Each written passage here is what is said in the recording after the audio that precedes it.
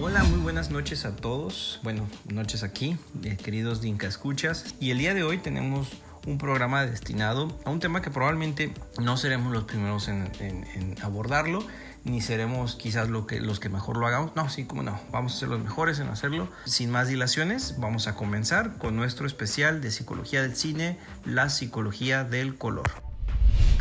Antes que nada comenzaremos diciendo que la psicología del color no es una ciencia exacta. De hecho, nada en psicología es exacto y estamos hablando más bien de cuestiones probabilísticas que se estudian, que se presentan patrones, pero que puede variar de acuerdo a cada sujeto, cada cultura incluso, y que por tanto es un tema relativamente subjetivo. De modo que lo que podemos estar diciendo en este momento, porque no va a faltar por ahí algún detractor que diga que eso no es verdad, pues es cierto que puede haber diferenciaciones. A ciertas personas no les puede generar algún color o alguna textura o cualquier elemento visual que nosotros desarrollemos o describamos, puede ser que no lo perciban de la misma forma que lo estamos diciendo. Hablamos ante todo en cuestiones probabilísticas, por cuestiones que se han estudiado, algunas con metodologías más o menos rigurosas, porque la psicología por su propia naturaleza es una ciencia muy complicada de estudiar. Pues nada más en ese sentido hacer esa aclaración. Pues esto no es una revisión categórica y absolutista, sino una guía más o menos que oriente lo que podría ser un trabajo audiovisual o una interpretación de algún análisis cinematográfico a partir de su colorimetría. Este pequeño estudio toma muchísima información de un libro que les voy a recomendar. Y el libro que les recomiendo muchísimo es Psicología del color de Eva Heller, cómo actúan los colores sobre los sentimientos y la razón. Este es un libro que se preparó realizando una encuesta a cerca de 2,000 hombres y mujeres con distintas edades, que el color puede ser descrito bajo distintas acepciones, y en este caso me gustaría destacar algunas dos, ¿no? Al menos que el color puede ser entendido desde una perspectiva estrictamente sensorial, sensitiva, es decir, desde el punto de vista del fenómeno óptico propiamente dicho, donde hay un sujeto que percibe y un objeto que es percibido, y que en esta relación, por cuestiones de biología y de física, pues nos proyecta lo que conocemos y entendemos como un color. Pero también una faceta mucho más subjetiva, compleja, muchísimo más probablemente, que implica ya una especie de aprendizajes mediatos e inmediatos, ¿no? Un contexto que puede ser tanto desde una situación emocional propiamente dicha hasta un bagaje cultural que va reinterpretando ciertos colores a la luz de un historial, ¿no? De costumbres, ritos, tradiciones, etcétera, e incluso aprendizajes de la vida previa de un sujeto o individuo. De este modo podemos entender que el uso del color va a ser algo mucho más complicado y complejizado de lo que podríamos creer. De este modo, un mismo color puede tener distintos significados, pero veremos que para poder llevar de un significado a otro, pues podríamos decir que existe un método, o al menos una lógica por la cual un color da o evoca ciertas sensaciones, ¿no? Sensaciones y sentimientos, porque precisamente la sensación es esta faceta más primitiva de la percepción, y el sentimiento, que ya implica una serie de procesos cognitivos que interpretan y reinterpretan muchas veces estas percepciones primarias que tenemos. Lo que es sumamente interesante es que, a pesar de que estos colores están íntimamente relacionados y tienen la capacidad de mezclarse entre sí y derivar en otros colores, a pesar de que unos se desprenden de otros, al final cada uno tiene una personalidad absolutamente y completamente distinta entre sí. Por ejemplificarlo de algún modo, las sensaciones que nos evoca el azul del mar son completamente distintas del azul del verde de un bosque, por ejemplo. Incluso el verde de un bosque puede ser bastante distinto en cuanto a los efectos que produce en nosotros del verde que podríamos encontrar en una pradera o en una selva. Cada tonalidad, no solo cada color, sino entre tonalidades podemos tener distintos efectos que produce cada uno de estos colores en nuestro organismo. Y esto es la forma primaria en que se manifiestan, ¿no?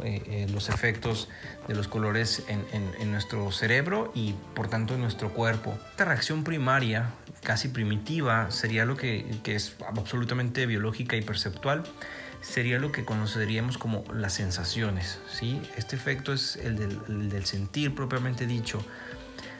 Pero ¿qué pasaría si aparte de este efecto biológico somos capaces de agregar un componente cultural, un contexto que dote a ese color de un significado?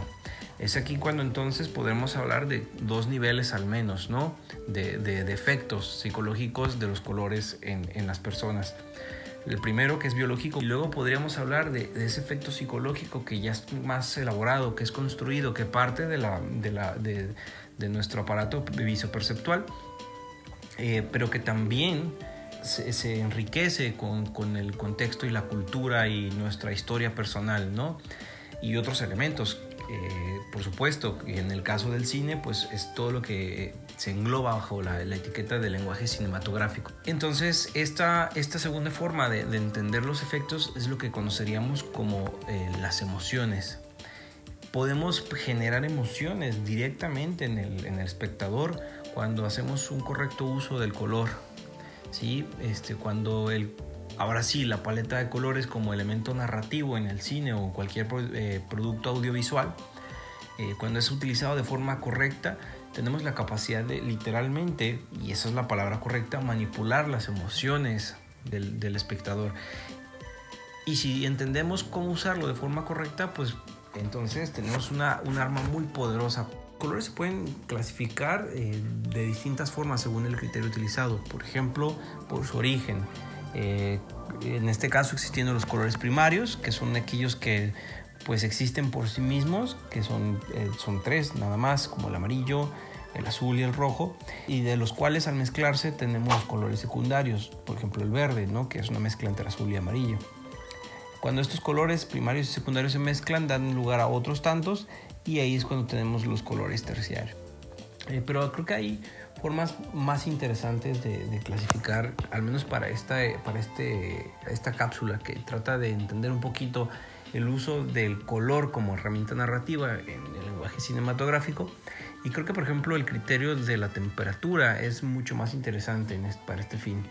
La temperatura podría entenderse de forma análoga, por ejemplo, a lo que podrían ser las tonalidades en la música, existiendo las tonalidades mayores y las tonalidades menores, de las cuales entendemos que a rasgos generales las mayores son aquellas que transmiten emociones o sensaciones positivas, alegres, dinámicas, mientras que las tonalidades menores suelen ser más tristes, melancólicas, dramáticas, oscuras. En este sentido, creo que la temperatura puede tener un uso o una connotación similar en el mundo del color, siendo las temperaturas cálidas consideradas como colores brillantes, llamativos, alegres, entre los cuales podemos considerar el amarillo, el rojo, los naranjas. Los colores que podríamos considerar como fríos, de tonalidad fría, como el azul o el verde, tienen una propiedad mucho más acercada a la melancolía, a la tristeza, a ese tipo de emociones más pasivas, más reflexivas, introspectivas. Sin embargo, hay que decir que cada color puede tener variaciones en las sensaciones que puede evocar o incluso en las emociones. Primero en las sensaciones, porque incluso un mismo color puede tener distintas tonalidades en función de cómo se modifican sus propiedades, ¿no? La saturación, el tinte, este tipo de cuestiones que se usan mucho en la edición de fotografía, en la pintura, en la mezcla de las paletas de colores. Cuando se empiezan a mezclar este tipo de elementos, podemos ver que un mismo color puede tener, un mismo color puede tener distintas tonalidades que a su vez generarán distintas respuestas en el organismo. Esto es interesante, ¿no? Porque modificando estos parámetros de los colores, modificando sus propiedades, podemos modificar las sensaciones. Ahora, esto no es propio solamente de los cambios físicos, sino que también podríamos generar este cambio de respuesta con un mismo color, en la misma tonalidad, y nada más cambiando el contexto en que se utiliza.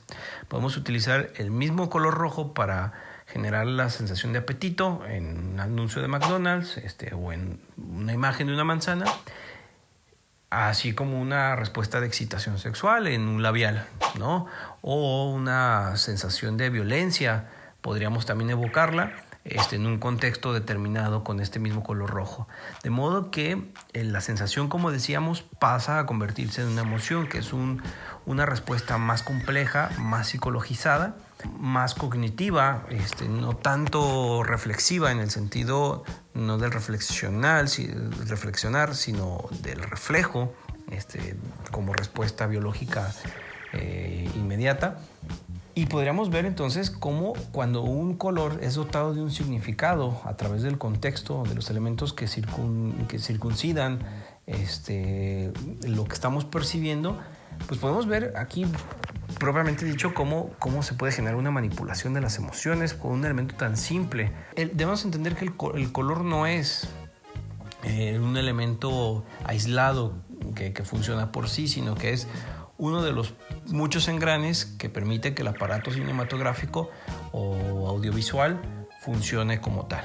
Hablemos entonces de los colores y el mensaje o las sensaciones que provocan en los organismos. Por ejemplo, el color rojo siendo el color primario, que por cierto algunos estudios sugieren que es el primer color que los seres humanos somos capaces de percibir. Y es un color que básicamente transmite las sensaciones o emociones pasionales. Y por decir pasionales estamos refiriéndonos a los dos extremos y el tánatos, ¿no? Como se le conoce por ahí, ¿no? En alguna literatura freudiana. En este sentido, el color rojo puede provocar o evocar tanto el rojo del amor como el rojo del odio. ¿Qué queremos decir con esto? Por ejemplo, podemos verlo en esta faceta romántica, erótica incluso. Por ejemplo, en Belleza Americana, esta escena de la chica rodeada de pétalos de rosa, bastante clara, bastante evidente, esa connotación sexual que tiene la escena.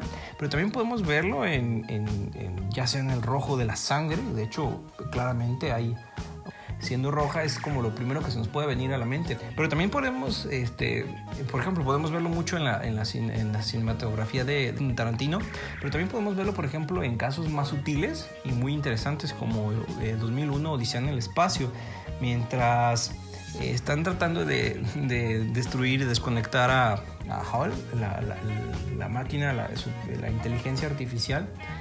Podemos ver que mientras se le trata de desconectar, por ahí hay una parte donde el astronauta entra a una habitación roja, y ese color rojo, esa habitación roja, nos evoca tanto la tensión del momento como ese instinto de matar, ese instinto de supervivencia.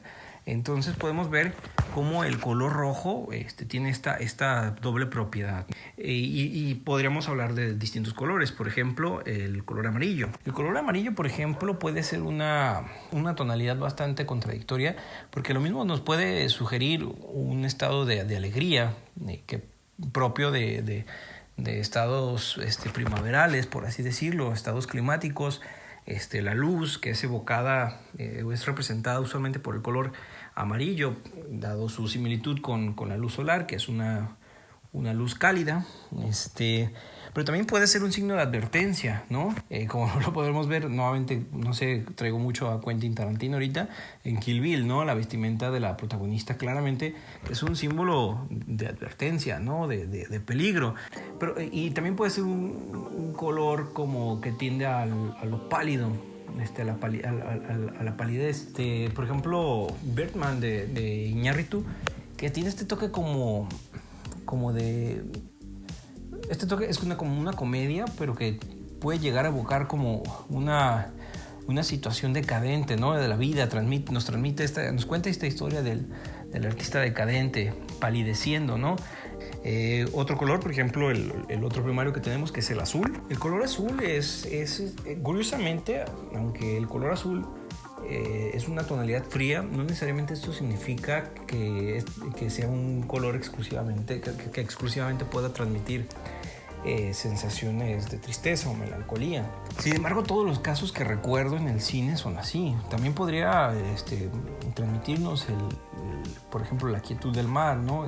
Puede ser un símbolo, o más bien tener un significado de bienestar, de tranquilidad, pero usualmente, ya si uno lo piensa bien, casi siempre se utiliza para situaciones como depresivas. Por ejemplo, en Blade Runner 2049, cuando el agente se encuentra con el anuncio de Joy, o en Eterno Resplandor de una mente sin recuerdos, cuando despiertan en una cama así como en medio de un glaciar. El renacido, que aunque podría aquí tener el color azul una connotación de frialdad muy literal por el contexto climático en que se encuentra, pues también es la historia de un hombre solitario. Entonces, si nos damos cuenta, sí está muy estereotipada esta tonalidad. Un ejemplo interesante también de cómo se puede mezclar, porque aquí estamos hablando como de colores específicos que se utilizan, pero no estamos hablando de la relación que puede haber entre ambos, ¿no? Cómo se pueden combinar. En este caso, por ejemplo, un caso muy simple, pero bastante entendible y visible e interesante es Tenet de este año 2020 que pasó. La escena en los espejos, en donde, bueno, aquí puede haber spoilers, ¿no? Pero donde convergen el escuadrón del pasado y el del futuro, el que viene de reversa y el que va hacia adelante. Estas tonalidades rojiazules que están como en conflicto, ¿no? Y es interesante porque aquí lo tradicional es que hubieran usado el blanco bueno, negro o malo, ¿no? Pero tiene esto de que hubiera utilizado, ¿no?, un rojo y un azul, me parece que aparte de la connotación de que usualmente estos dos colores suelen tenerse como si fueran opuestos, y en la escala cromática, pues siendo el azul el color rey, por así decirlo, de las tonalidades frías, y el rojo de las tonalidades cálidas, aparte tiene por ahí connotaciones políticas, ¿no? Porque precisamente estos colores, el azul y el rojo, son muy representativos de los bloques políticos, ¿no? De la derecha y de la izquierda, sobre todo en Estados Unidos, ¿no? Demócratas y republicanos. Por ahí es interesante, pero cómo se pueden mezclar estos juegos de colores para hacer transmitir algunos mensajes bastante interesantes. Ahora decíamos del blanco y el negro, que se discute todavía si son colores o no, pero podemos analizar algunos casos interesantes donde se ha utilizado estos dos colores, ¿no? El cisne negro, por ejemplo, por excelencia, la escena donde el cisne se va transformando, me parece que juega mucho con esto, la piel pálida, blanca de la protagonista, pero que se va transformando en este cisne negro, y cómo estos dos colores chocan, que representan la pureza, por un lado, el color blanco de la protagonista, que se va corrompiendo. Y aquí tendríamos este juego del bien contra el mal. Y podría representar la vida, y el negro la muerte, ¿no? O también la elegancia, hombres de negro, ¿no? El negro también nos puede representar el espacio, el infinito, Odisea 2001, claramente, Interestelar, Gravedad. El color negro es esencial en estas películas del space opera. Y pues es como este vacío, ¿no? El negro puede representar el vacío, y que es esta lucha, ¿no?, nuevamente, de la luz contra la oscuridad. Creo que el color negro y el blanco son los que más fácilmente nos evocan estos conceptos, y que, si nos damos cuenta, en estos 11 en específico, mucho de lo que hablamos de ello es más simbólico, es más cargado del contexto cultural.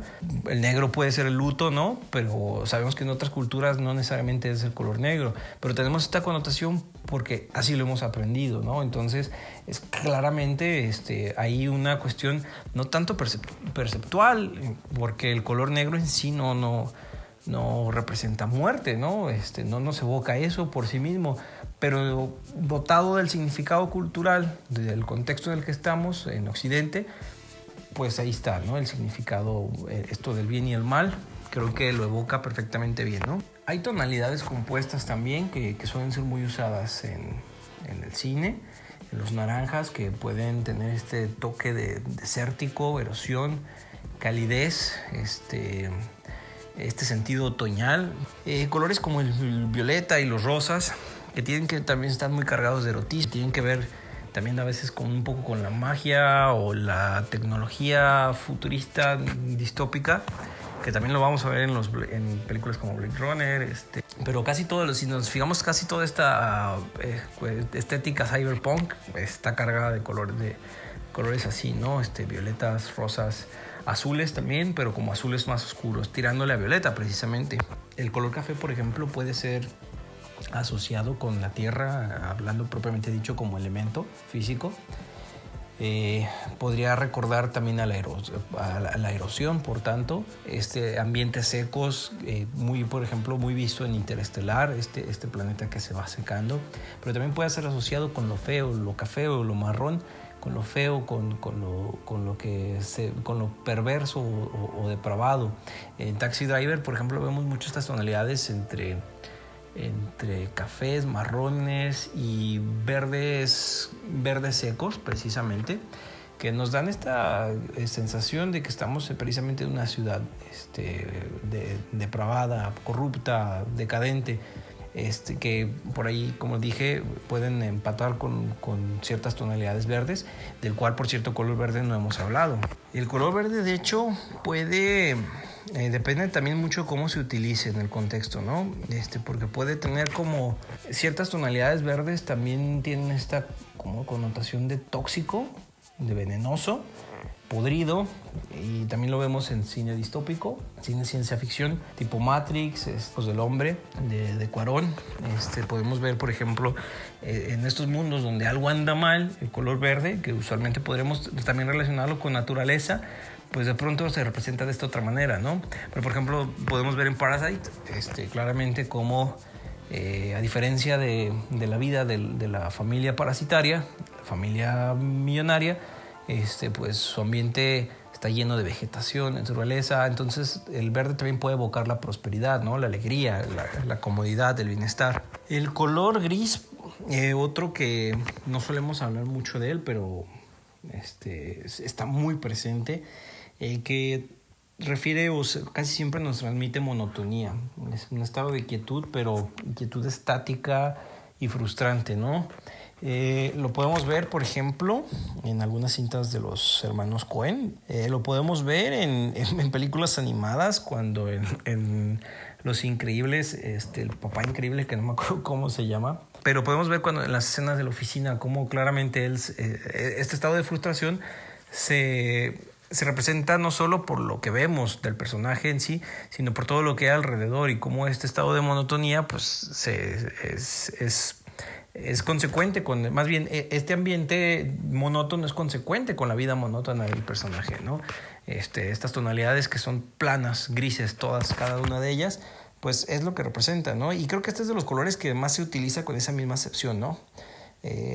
Universalmente el gris es lo que suele representar. Y bien, hasta aquí terminamos nuestro video, nuestro especial de psicología del color, tratando de hacer una aplicación un poquito diferente a la psicología en el cine. Espero que les haya gustado, yo lo disfruté bastante. Gracias por llegar hasta aquí, si es que lo escucharon. Realmente, pues la idea es que sirva como una pequeña introducción y tengamos la oportunidad de analizar otras obras de forma un poco más profunda, de casos aplicados de cómo se utiliza la psicología para ir desarrollando las narrativas distintas, ¿no?, en alguna historia. Pues esto fue todo por ahora. Los dejo hasta aquí su amigo Osvaldo Álvarez, psicólogo. Como me dice Z, el doctor de la muerte o algo así, el doctor muerte. Nos vemos en la próxima entrega de esto, y ojalá también en alguna ocasión en algún podcast con el resto de integrantes de DINCA. Saludos a todos y pues hasta la próxima. Chao.